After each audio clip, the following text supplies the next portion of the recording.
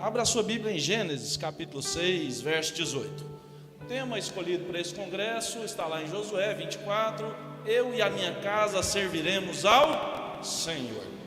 Enquanto você abre a sua Bíblia, Gênesis capítulo 6, verso 18, é bom de encontrar, né? Esse tema, essa palavra que eu quero ministrar a você esta noite é uma palavra muito utilizada para famílias. Talvez você não vai ver nenhuma novidade, mas eu tenho certeza que você vai ouvir coisas que serão importantes para nós relembrarmos e fortalecermos a nossa fé no Senhor, em cuidarmos da nossa casa. Amém? Josué, lá no capítulo 24, ele está fazendo ali ele já está um pouco mais velho e ele está fazendo um apanhado, né? Desde, me parece, o capítulo 22, 23, salvo engano, ele começa a lembrar o povo de Israel das vitórias que eles tiveram. E quando ele vai lembrando dessas vitórias, dessas bênçãos, dos desafios que eles enfrentaram, ele sabe que no meio do povo, apesar de tantos milagres que eles viveram, meus irmãos, eles ainda têm deuses no meio deles, ainda há alguma idolatria no meio do povo. Apesar de viver milagres, apesar de ser o povo da promessa, algumas daquelas famílias, daquelas casas ainda tinham algo que não agradava ao Senhor. E aí ele chama o povo e ele insta o povo a adorar ao Senhor, e ele convida eles a abandonarem os deuses. E diz assim, né, como um líder deve ser, né, ele dá o exemplo e diz: olha, eu não sei vocês, mas eu e a minha casa serviremos ao Senhor. E o povo todo diz: não, nós também queremos seguir o seu exemplo e vamos adorar ao Senhor. A família de Josué, as famílias de Israel, é um exemplo de todos nós. Mas existe um exemplo ainda mais marcante, ainda mais forte, porque Josué está no meio de algumas famílias que ainda preservam a idolatria. Noé, dentro de um outro contexto, ele está no meio de um mundo que se afastou de Deus. Não são somente algumas pessoas, mas toda a humanidade se afastou de Deus. Vamos ler, capítulo 6, verso 18, diz assim: mas contigo estabelecerei o meu pacto, e entrarás na arca, tu e os teus filhos, e a tua mulher, e as mulheres de teus filhos contigo. Vamos repetir juntos? Diga comigo assim: mas contigo estabelecerei o meu pacto. Vamos continuar, mas eu queria a sua ajuda para nós fazermos ainda mais bonito. E entrarás na arca, tu e teus filhos, e a tua mulher, e as mulheres de teus filhos contigo. Glória a Deus. Vou só reforçar aqui no verso 7, no capítulo 7, verso 7, diz também, do outro lado, na outra ponta da história, já dizendo: e entrou Noé e seus filhos, e sua mulher, e as mulheres de seus filhos com ele na arca, por causa das águas do dilúvio. Glória a Deus. Interessante, eu gosto do verso 7, do capítulo 7, verso 7, porque ele completa, né? Ele completa essa palavra que o Senhor dá a Noé, e mostra para nós que as promessas do Senhor para a nossa família sempre vão se cumprir. Glória a Jesus. Irmãos, aqui nós estamos, como eu disse, num contexto histórico interessante, porque Noé está no meio de uma geração corrompida. Noé vive numa geração em que a violência tomou conta de tudo, em que há imoralidade, perversão, a corrupção generalizada dos homens. Esse é o termo que a Bíblia diz: corrupção generalizada do gênero humano. Os homens estão corrompidos. Os homens foram cheios do pecado. Olha que coisa terrível. Uma terra que antes de ser criada o Espírito de Deus pairava sobre a face das águas. Agora, depois da criação, de todo um processo, há alguns anos, nós vemos que o Espírito Santo já tem dificuldade de achar espaço na vida das pessoas, da criação de Deus.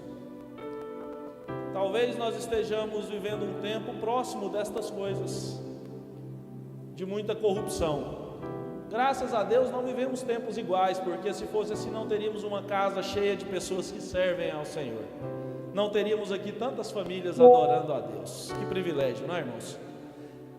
Noé foi um homem único em sua geração. A Bíblia diz que Deus olhou para Noé e achou graça em Noé. Não havia mais ninguém. Imagina, irmãos, não haver mais nenhuma pessoa que temesse ao Senhor. Somente um homem, somente uma casa.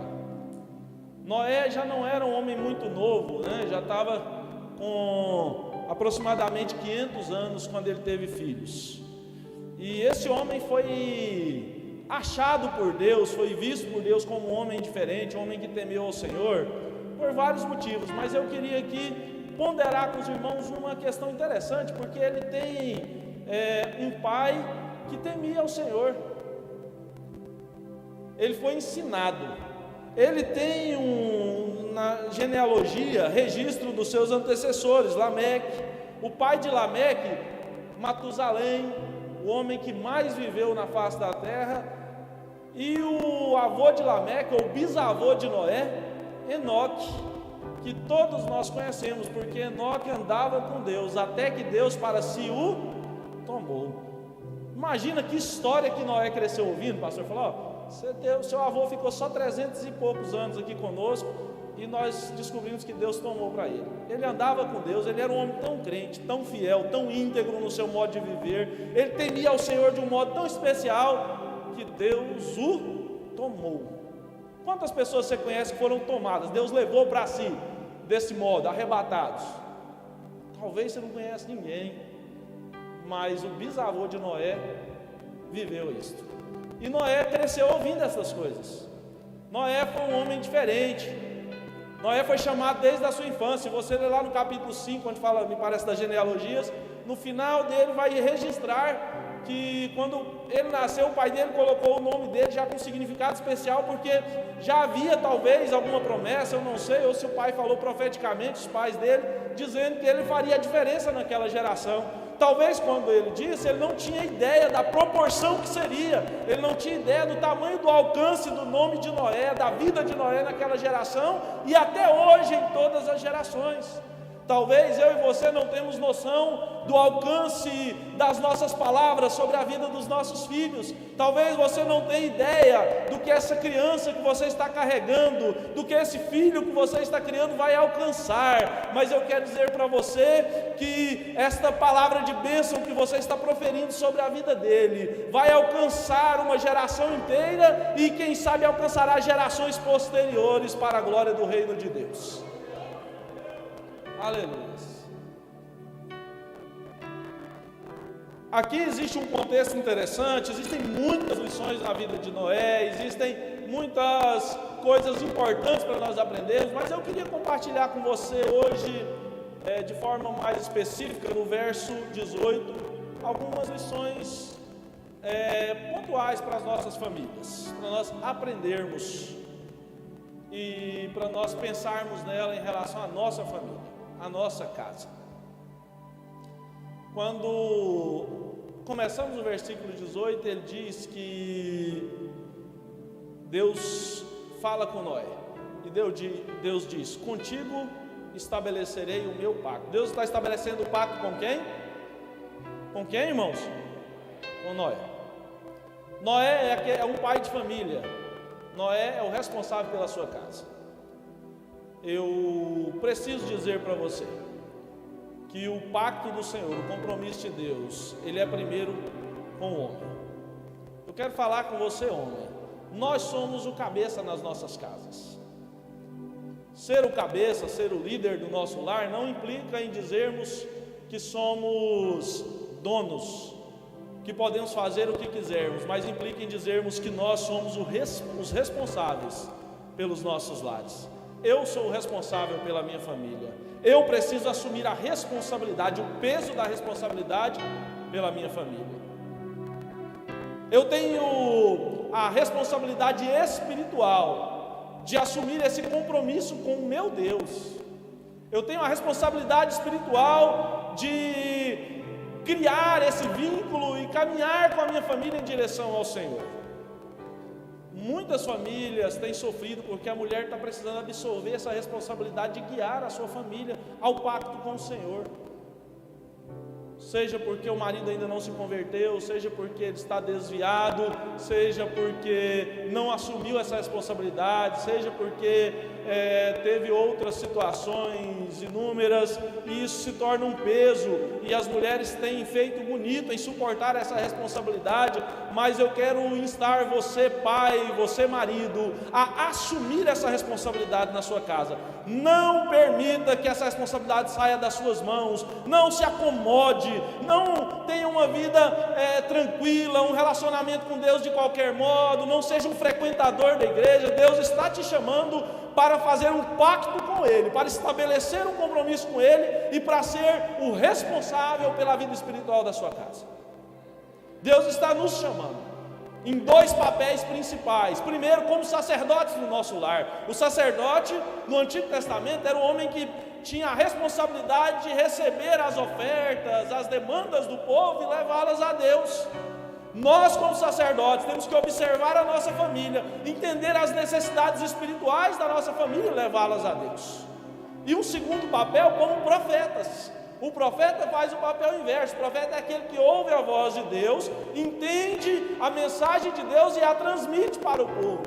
Então, como homens na nossa casa, nós temos que ser sacerdotes e profetas. Nós temos que entender o que a nossa família está passando. Nós temos que entender o momento dos nossos filhos, da nossa esposa. Nós temos que ter percepção, e principalmente percepção espiritual, para levarmos ao Senhor a necessidade da nossa família, para apresentarmos ao Senhor o sacrifício da nossa família. E o sacerdote precisa estar preparado para entrar no Santo dos Santos, ou seja, o sacerdote precisa estar em plena comunhão com o Senhor.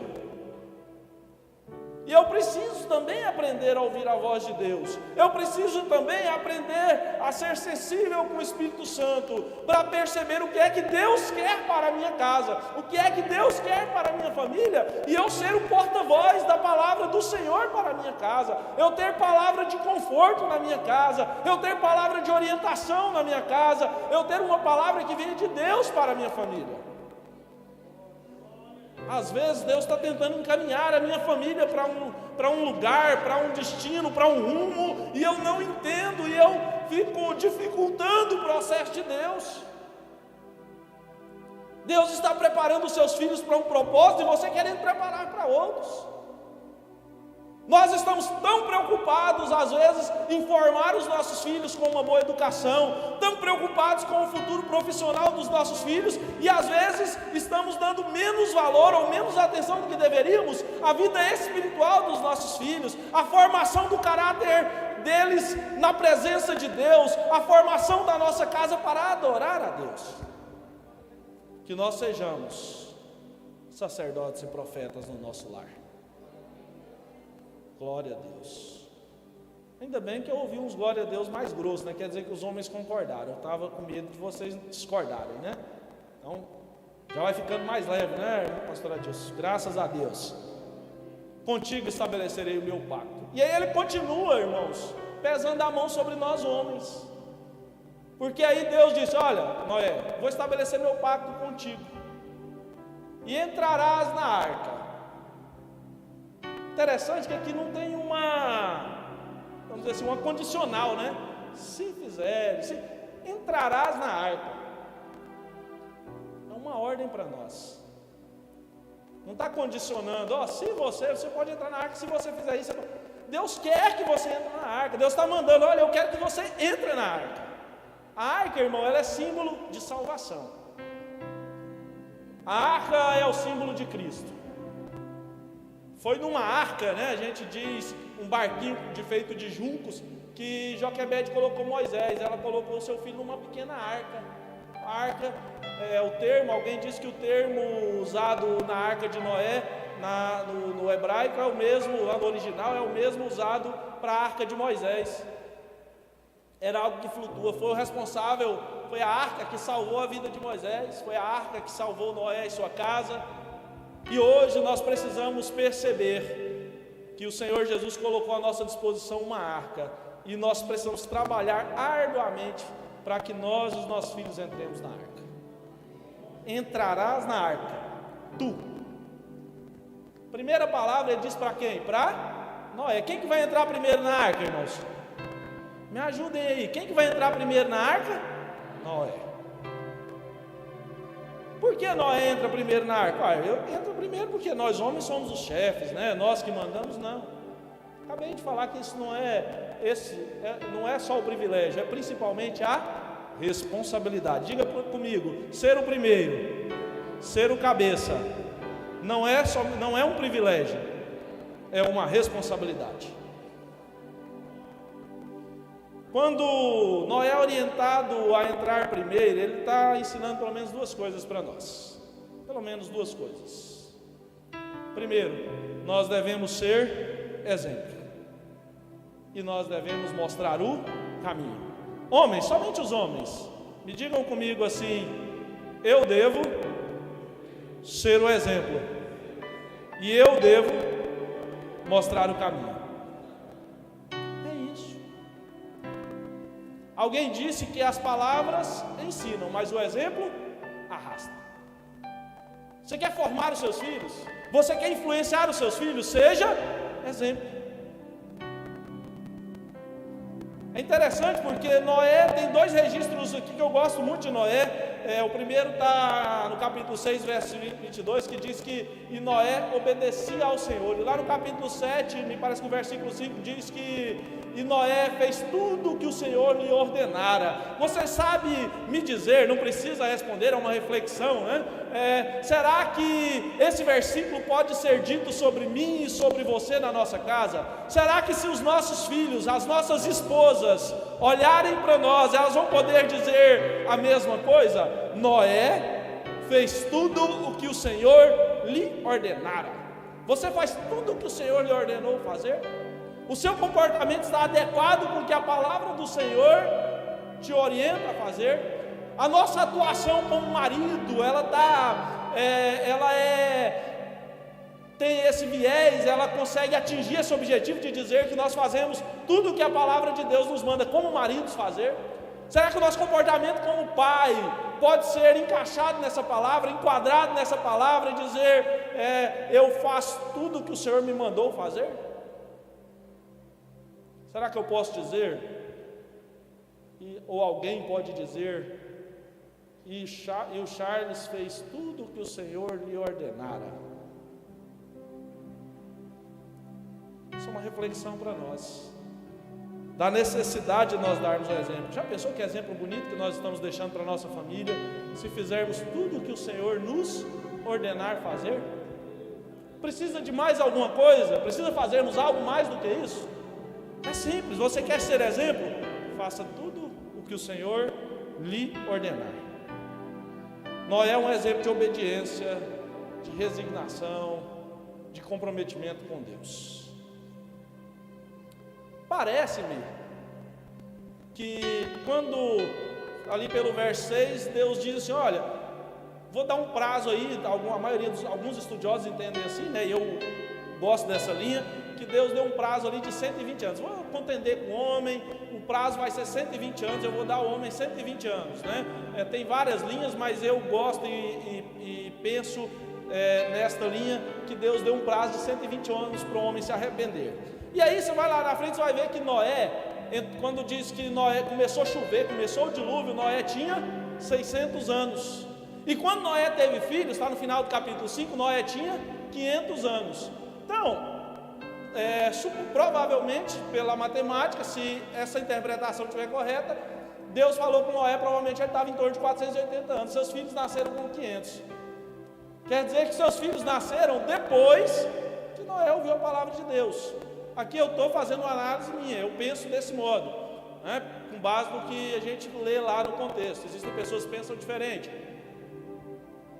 Imagina então, partindo desse contexto, como essas crianças cresceram, vendo seu pai fazendo uma arca que Deus tinha mandado ele fazer, para uma chuva que provavelmente eles nunca tinham visto, para uma inundação quase inimaginável, para alguma coisa que não tinha como se explicar. Mas talvez Noé dissesse para ele todos os dias, eu estou fazendo o que o Senhor me mandou fazer. Às vezes nós temos que fazer algumas coisas que talvez a nossa família não vai entender, mas se nós estivermos em comunhão com o Senhor, intimidade com o Espírito Santo, e você tiver convicção que o Senhor lhe mandou fazer, então nós vamos fazer.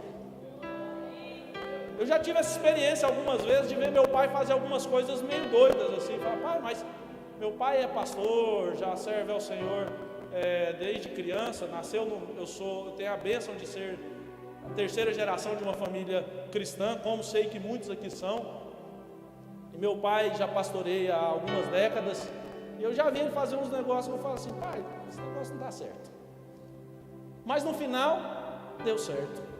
Por quê? Porque foi o Senhor que mandou ele fazer.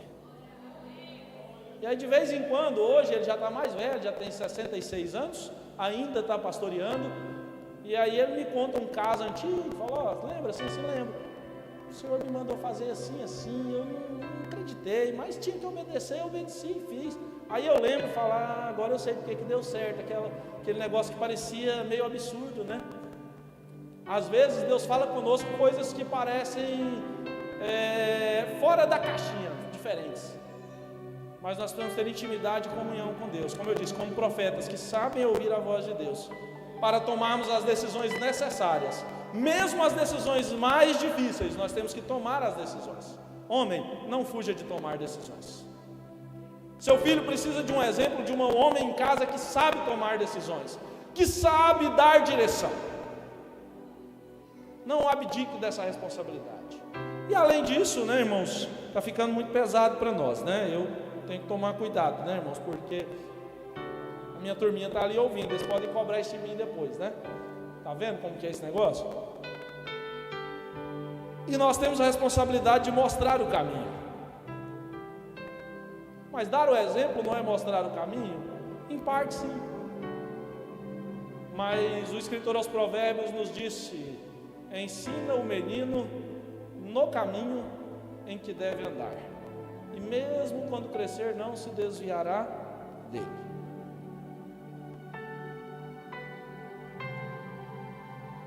É um texto conhecido, antigo, e nós temos visto muita gente reforçar isso, falar, olha, não é ensinar o caminho, é ensinar no caminho, então eu tenho que andar junto. Diga, eu tenho que andar junto.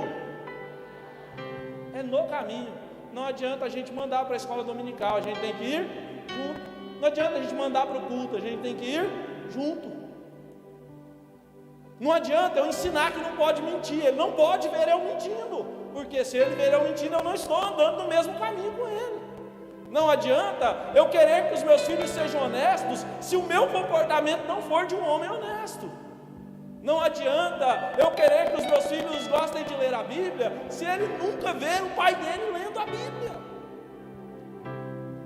Não adianta eu querer que os meus filhos queiram orar, se eles nunca viram o seu pai de joelhos na cama orando, de joelhos orando no sofá, de joelhos orando na igreja. Eu preciso mostrar o caminho, mas para mostrar eu preciso estar no caminho. Nós não falamos de exemplo? Vê como essas coisas se completam? Porque a gente quer orar pelos nossos filhos, a gente quer bênção para os nossos filhos, a gente quer muitas coisas. Eu quero que meus filhos sejam estudiosos, eu quero que meus filhos aprendam coisas. Seu filho já viu você lendo um livro? Porque se eu quero que eles sejam, por que eu não faço? Eu não preciso dar um exemplo? Eu não preciso mostrar no caminho?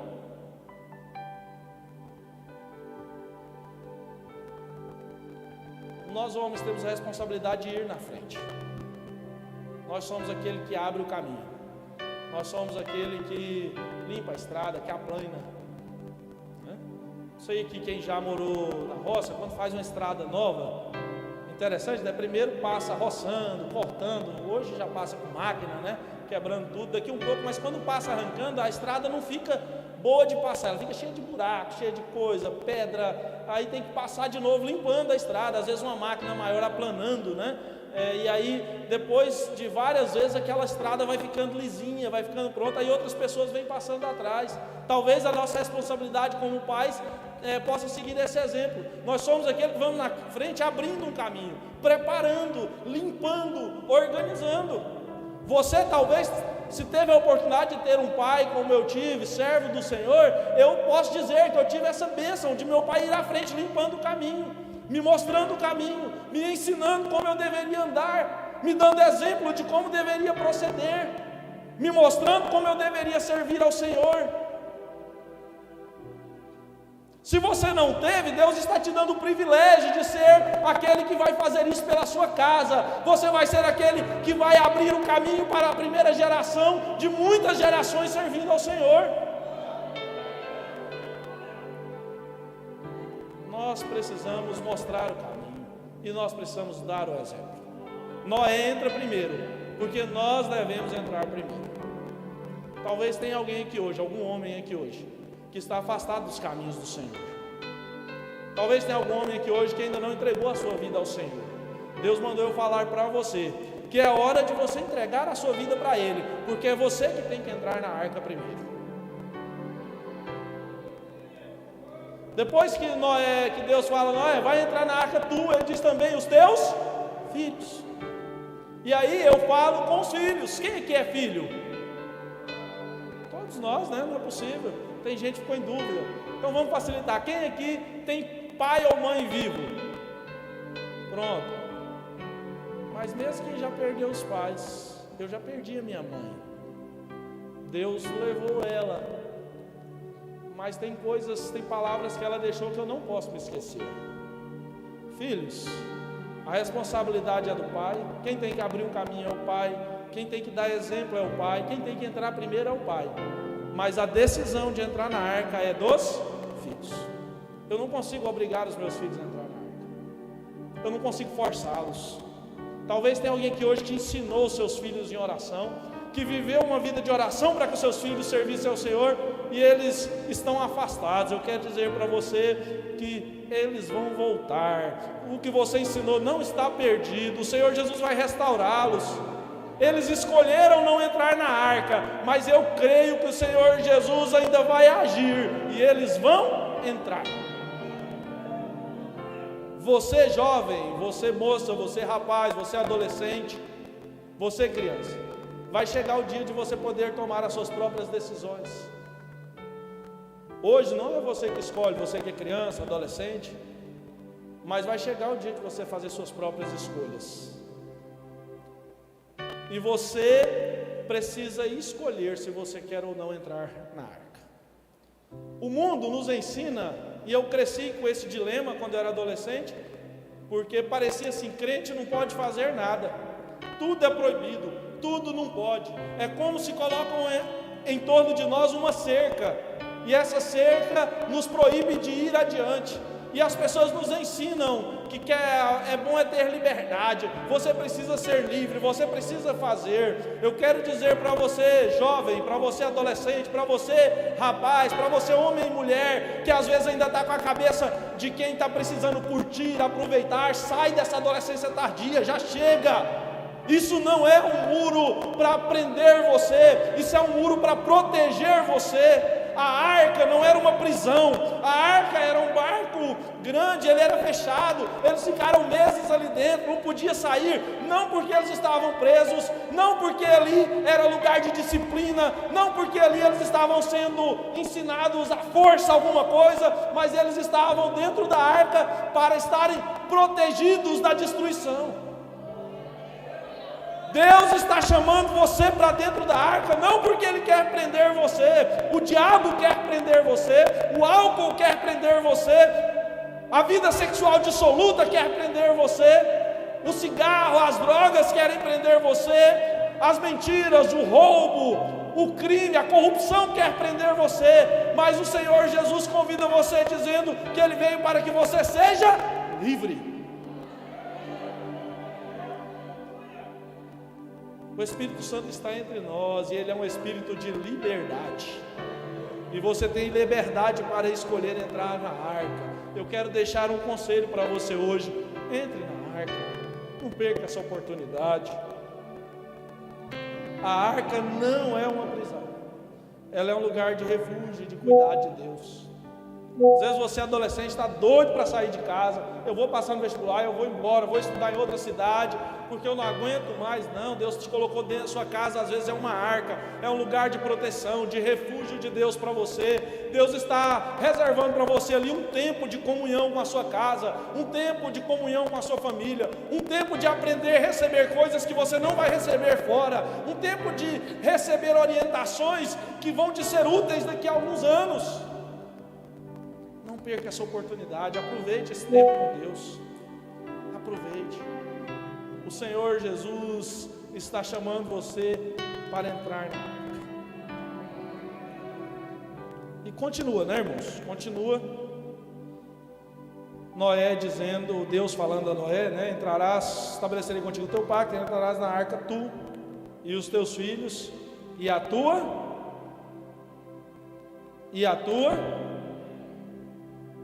mulher. Com as mulheres eu tenho que falar mais manso, né, pastor? Tem que acalmar um pouco, não pode ser assim, né?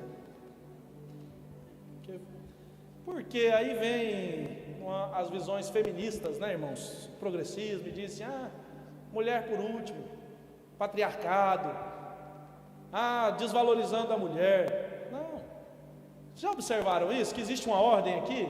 Entrarás tu, os teus filhos e a tua mulher. Nada na Bíblia, irmãos, é aleatório ou por acaso. Não, foi alguém que não. É aqui que está escrito assim, porque existe um propósito nisso. Por que a mulher vem depois? Aqui não está falando de importância, relevância, não está falando do seu lugar na casa ou na família, se você está acima ou abaixo de alguém. Não é isso. Pelo contrário, esse texto aumenta a relevância da mulher. Porque se o homem é o responsável por abrir o caminho, se o homem é responsável por dar o exemplo e mostrar o caminho, a Bíblia diz que a mulher sábia, a mulher é a responsável pela edificação. Às vezes, o homem está dando exemplo, o homem está indo atrás, mas quem está percebendo algumas coisas no comportamento do filho é a mulher. Quem está passando mais tempo dentro de casa, às vezes com o filho, é a mulher. Quem está cuidando de uma situação, quem viu aquele vídeo que o filho abriu, não foi o pai, foi a mulher. Falou assim, mas ele não podia estar vendo isso. A mulher vem depois porque ela está atrás protegendo, ela está atrás orientando, ela está ali cuidando para que os filhos não saiam do caminho. A formação das crianças, do caráter da criança, dos princípios morais principais de uma criança, segundo alguns estudiosos, ela se dá ali em torno dos 7 anos, até os 7, 8 anos, é onde se forma a base principal do caráter, dos princípios morais, éticos de uma criança. Quem passa mais tempo com a criança até os 7 anos, ou quem deveria passar ao menos? Quem, irmãos? Quem? A mãe. É você. Quem está ali atrás está vendo tudo. Você está na frente, você está abrindo caminho, mas você não está vendo o que está acontecendo aqui atrás de você às vezes. E nós homens somos mestres em fazer isso, nem todos, mas alguns, como eu, a gente é menos perceptivo, mais descuidado, eu sou assim meio desligado, mas ela não, elas vêm aqui atrás olhando, percebendo, elas estão vendo tudo. A visão é mais ampla, é mais completa, estão percebendo o que está acontecendo. Então a mulher é aquela responsável por edificar a casa. Só entra na arca uma família edificada. Jesus, quando ele quis nos ensinar sobre a fundamentação da nossa vida em Deus, da importância de estarmos firmados em Deus, ele deu um exemplo para nós de uma construção. Falou, olha, tem 2 tipos de gente. Tem um homem que foi lá e construiu sua casa sobre a areia, e outro homem que foi lá e construiu sua casa sobre a rocha.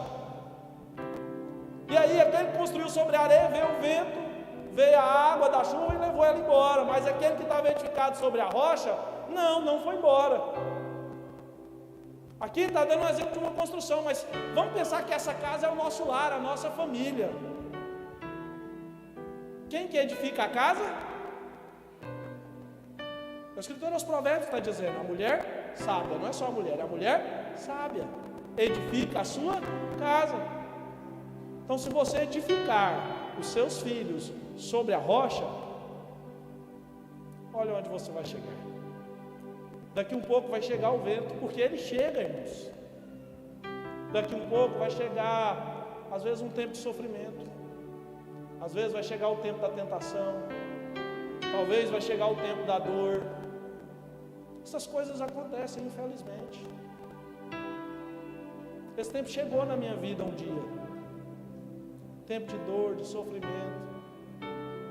Minha mãe adoeceu, foi uma situação tão difícil, mas ela mesma havia me ensinado a ser edificado sobre a rocha. Nós estávamos sustentados. E quando nós estamos edificados em Cristo, na rocha, não é o vento, por mais forte que seja, não nos derruba. As águas, por mais impetuosas que chegam, não nos tiram do ponto. A gente não perde o equilíbrio, porque o nosso equilíbrio não é nosso, ele está em Cristo. Já pensou que privilégio? Então, você, mulher, é responsável nesse conjunto. A mulher tem um papel tão interessante que, quando uma mulher fica viúva, ou perde o marido por qualquer motivo, ou tem que criar os filhos sozinha por motivo qualquer que seja, é comum a gente ouvir história de mulheres que criam seus filhos sozinhas e tem muito êxito nisso, não é? Sim ou não? Tem alguém aqui, alguma mulher que precisou criar os filhos sozinha e conseguiu criar os seus filhos? Olha que privilégio, glória a Deus. Mas quando acontece com o homem é difícil a gente ouvir falar de dar certo, não é? Já pensou que o negócio é difícil? Porque a gente vai abrindo o caminho, vai aqui à frente, se a gente não tiver cuidado, eles vão escapando aqui atrás. A mãe não, ela vai sempre aqui atrás direcionando. Ela consegue até suprir a nossa falta mais do que nós conseguimos suprir a dela. É muito mais comum casas onde a esposa converte primeiro e o homem depois, e consegue trazer os filhos para o Senhor. Porque quando é o homem que converte primeiro, ele demora mais a conseguir influenciar os filhos. Tem essas coisas. Isso eu estou falando de observações práticas, coisas que eu vi a minha vida inteira. Como eu disse, meu pai é pastor de igreja, então a gente fica vendo essas coisas da igreja, né? Fica vendo famílias e histórias de famílias. Então, são coisas que eu estou trazendo da minha observação prática. Minha avó, Dona Maria do Carmo, faleceu, me parece que há menos de 2 anos. Ela ficou viúva, o filho menor ainda era bebê, tinha 6 meses. Minha mãe ainda era uma criança. 5 filhos. Sofreu muito, muito. Passou fome, trabalhava demais. Teve uma trombose, perdeu parte da perna, ainda relativamente jovem, ali pelos 40 anos, 40 e poucos anos, de tanto trabalhar. O problema dela foi de tanto trabalhar. O médico falou isso muitas vezes. Ela trabalhou demais em pé, lavou muita roupa, fazia comida, era merendeira de escola, lavava roupa para fora para tentar sustentar, para não morrer de fome. Antes disso já vinha sofrendo, que o meu avô morreu de uma doença que judiou dele por um tempo também. Então foi terrível. Mas ela criou os 5 filhos. Ela fez os 5 filhos estudarem. Dos 5 filhos, 4 servem ao Senhor, apenas um está afastado. Ela teve vitória nisso. Deus deu vitória a ela. Ela carregou um peso maior do que ela deveria carregar, mas ela fez. Então as mulheres suportam mais, têm mais força do que nós. Agora, isso volta lá no primeiro. Quando eu quero falar alguma coisa mais dura, eu tenho que voltar para nós, né, pastor? Porque vocês vão me entender. Depois vocês compartilham, pensam assim: não, o Charles é casado, a esposa dele estava lá, ele não quer ficar com essa responsabilidade, né? Então volta para nós. Quando as coisas apertam, elas são tão fortes que alguns de nós abdicamos dessa responsabilidade, recuamos e jogamos sobre os ombros dela.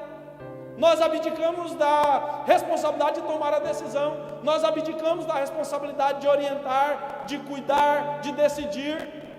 E algumas mulheres, por excesso de vontade, digamos assim, abraçam essa responsabilidade e passam na frente dos homens, e aí a gente já vai se acostumando e vai deixando. Isso provoca um desequilíbrio dentro do lar, porque aquela mulher está sempre cansada, sempre sobrecarregada, sempre aí com a vida difícil, reclamando, porque tudo eu tenho que fazer. Às vezes é falta de atitude do homem, mas às vezes também é excesso de atitude da mulher. Tem gente que ocupa tanto espaço, tem mulher que ocupa tanto espaço que não deixa espaço para o marido. Sabe aquele marido que começa a falar, antes de terminar a frase, a mulher entra no meio e conta por ele a história e decide por ele? Não estou falando de entrar no meio para responder por nós, isso eu acho que é mais generalizado, né? Estou falando daquelas que quer tomar a decisão por nós. Você começa a falar, alguém pergunta: Charles, e se a mulher entrar e fala: não, assim não. Mas peraí, não estou dizendo que isso não deve ter reciprocidade, não estou falando dessas coisas. Equilíbrio, casamento, eu não preciso falar para os irmãos, vocês têm mais experiência que eu só tenho 15 anos de casado, eu sou novato nisso, né? Vocês têm bem mais tempo do que eu estou falando de comportamento humano, de pessoas que querem abraçar o mundo, que querem fazer tudo, e dizem, meu Deus, eu estou ocupado, e às vezes até usam o trabalho, usam as responsabilidades externas, e às vezes, pastor, eu falo com muito temor, usam o trabalho da igreja para justificar o motivo de não estar dando conta de casa e ficam ausentes. É uma forma de fugir da responsabilidade dos filhos, é uma forma de fugir do cuidado do marido, querem esconder da casa em outros lugares e usam a casa do Senhor como desculpa. Não faça isso. A sua primeira responsabilidade é o seu lar. Estão percebendo a seriedade do que nós estamos falando hoje? Vamos ficar de pé para nós orarmos? Comecei a falar bravo na hora das mulheres, é hora de encerrar, pastor. Já não pode mais.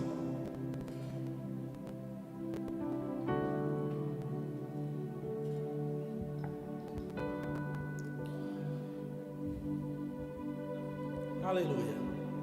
Aleluia. Antes de orar, eu gostaria de convidar você, pai, marido, que está afastado dos caminhos do Senhor, ou que ainda não entregou a sua vida ao Senhor. Hoje é o dia de você se lançar nos braços dele. Hoje você vai assumir o caminho da sua casa. Quero convidar você a levantar a sua mão em aceitação ao nome do Senhor, dizendo, eu quero entregar minha vida a Jesus, e nós vamos orar por você. Quem quer entregar a sua vida a Jesus hoje? Quero convidar você, mulher, que quer uma mudança na sua casa e ainda não entregou a sua vida a Jesus. Eu quero convidar você a entregar a sua vida a Jesus hoje. E quero convidar você, filho, a decisão de entrar na arca é sua. Então eu quero convidar você a tomar essa decisão hoje. Quem quer aceitar a Jesus hoje? Levanta a sua mão e nós vamos orar por você.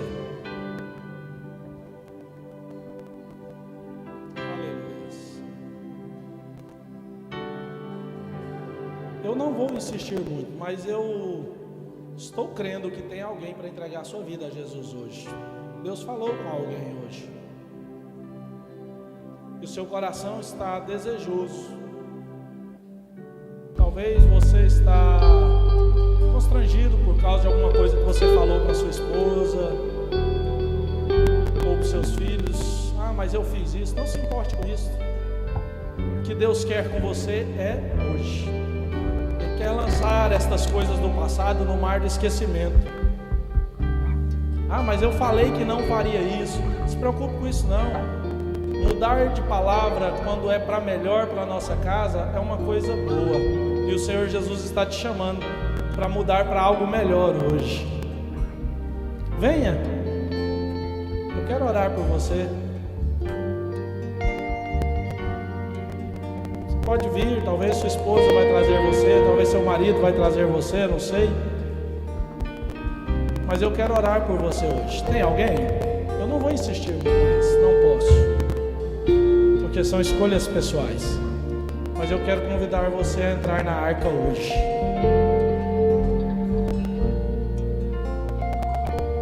Tem alguém que quer aceitar Jesus como seu Salvador hoje? Aleluia.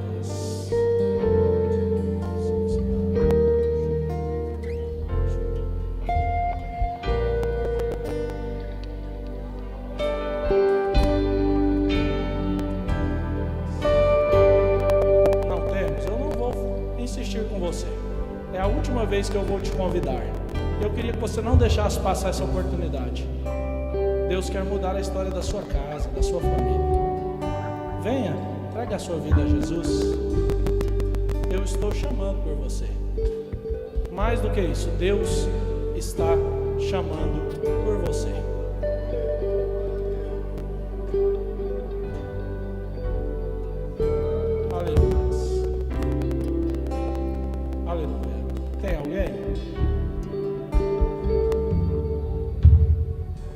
Glória a Deus. Se você decidir, estamos à sua disposição para orar. Enquanto isso, vamos orar pelas nossas famílias. Se você estiver próximo da sua esposa, junte-se a ela. Se não tiver, procure ela para orar junto com você. Junte-se aí o marido e a esposa, se for possível, esteja junto. Suzana, vem aqui, ora aqui junto comigo, por favor. Júlia e Daniel, pode trazer eles, né? Vamos estar juntos. Esteja junto com a sua família, nós vamos orar nesta noite.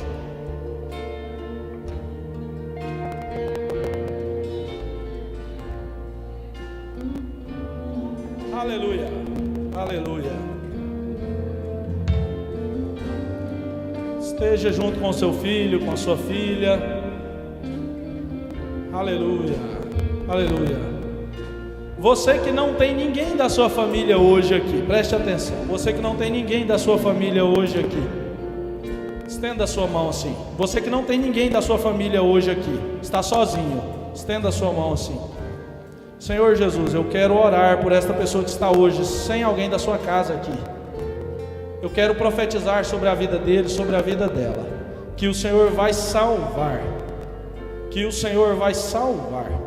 Quero pedir ao Senhor que mova as águas naquele lugar, que o Senhor entre com providência, Pai, para que haja uma mudança. Eu repreendo a ação maligna, eu repreendo as hostes infernais e declaro salvação nesta casa, Pai, para que os teus filhos estejam juntos, para que o marido esteja junto com a esposa com o marido, os filhos, que eles se reúnam na casa de Deus. Assim eu abençoo os teus filhos, em nome de Jesus. Você que está com a sua família, nós vamos orar pelas nossas famílias. Você, pai, você vai exercer a função de sacerdote e profeta esta noite. Você vai falar com Deus sobre aquilo que você sonha para a sua família, e você vai proferir palavras de bênçãos, profetizar sobre a sua família. Você vai profetizar para abençoar a sua casa hoje, e Deus vai fazer você prosperar. Talvez você está dizendo, mas eu ainda não tenho filhos. Talvez Noé não tivesse quando recebeu aquela palavra de Deus, mas isso não diminuiu a fé dele. Mas eu já tenho tantos anos de casado e não tenho filhos. Eu já tive filhos, já estava com uma idade mais avançada. Talvez Noé só teve filho com 500 anos, né? Já estava velho quando teve filhos, porque Deus tinha um plano especial e aquela família precisava estar com filhos jovens para produzirem frutos. Então não se preocupe, eles estão chegando ou vão chegar no tempo de Deus. Vai chegar no tempo de Deus.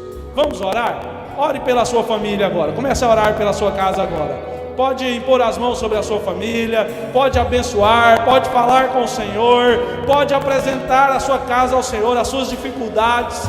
Pode apresentar diante do Senhor e dizer, Senhor, eu quero ser sacerdote da minha casa, eu quero ser profeta na minha casa, eu quero, Senhor Jesus, preparar um caminho melhor para os meus filhos passarem. Senhor Jesus, nós oramos, Pai, na Tua presença nesta noite. Nós clamamos ao Senhor pelas famílias desta igreja, pelas famílias aqui representadas. Senhor Jesus, famílias que têm plantado palavras de bênção, famílias que têm feito a diferença, Senhor Jesus, nesta cidade, nesta região. Eu quero pedir ao Senhor que continue derramando da Tua graça, que continue abençoando, Senhor Jesus, filhos, pais, mães, maridos, esposas, que o Senhor fortaleça os casamentos, que o Senhor dê comunhão entre pais e filhos, que o Senhor nos ensine, Senhor, como homens a ser sacerdotes e profetas, que o Senhor abençoe e dê graça para que os filhos aqui representados estejam, Senhor Jesus, desejosos de entrar na arca todos os dias, que eles estejam dentro da arca da salvação. Senhor Jesus, que o Senhor possa dar sabedoria a essas mulheres, para que elas cresçam, Senhor, cada dia mais, para que com essa sabedoria vinda do Senhor, elas possam edificar a sua casa, edificar o seu lar, para a glória do Teu nome. Senhor Jesus, que cada mulher, que cada irmã que possa ser, Jesus Cristo, um pilar da Tua obra, possa ser, Senhor Jesus, um agente de salvação no seu lar. Senhor, nós pedimos, Pai, que possa fortalecer as nossas famílias dentro da arca, e assim nós Te louvamos em nome de Jesus. Aleluia.